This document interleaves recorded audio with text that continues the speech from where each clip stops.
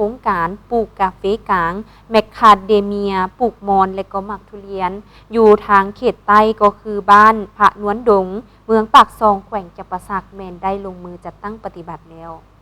ภายหลังที่ได้มีการเซ็นสัญญาสัมปทานโครงการปลูกกาแฟกลางแมคคาเดเมียปลูกมอนและหมักทุเรียนอยู่เขตบ้าน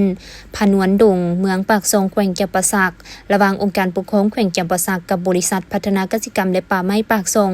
จำกัดผู้เดียวซึ่งพิธีเซ็นสัญญาครั้งนั้นโดยการเข้าร่วมเป็นประธานของทานสมบูรณ์เฮืองวงศา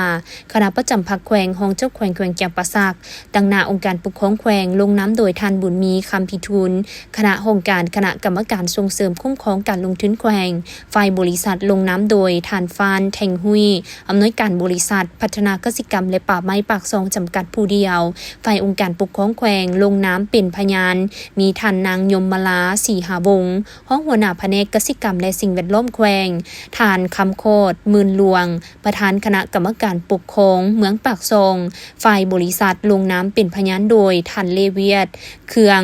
บริษัทขันไซพัฒนากสิกรรมจำกัดผู้เดียวมีแผนกการอ้อมข้างแขวงแขนงการที่เกี่ยวข้องเข้าร่วมเป็นสักขีพยานโครงการดังกล่าวได้เซ็นบทบันทึกความเข้าใจ MOU ในวันที่28กรกฎาคม2025ซึ่งบริษัทได้เอาใจใส่ในการจัดตั้งปฏิบัติสำเร็จพันธะต่างๆตาม MOU อย่างถูกต้องครบถ้วนโดยได้รับใบยั่งยืน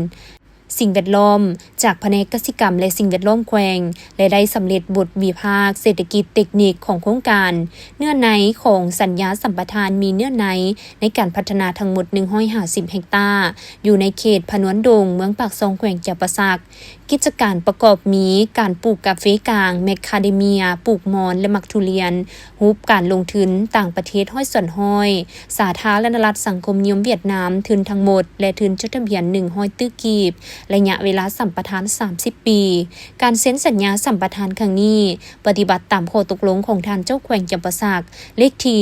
1169/จคจสว่าด้วยการมอบสิทธิ์ให้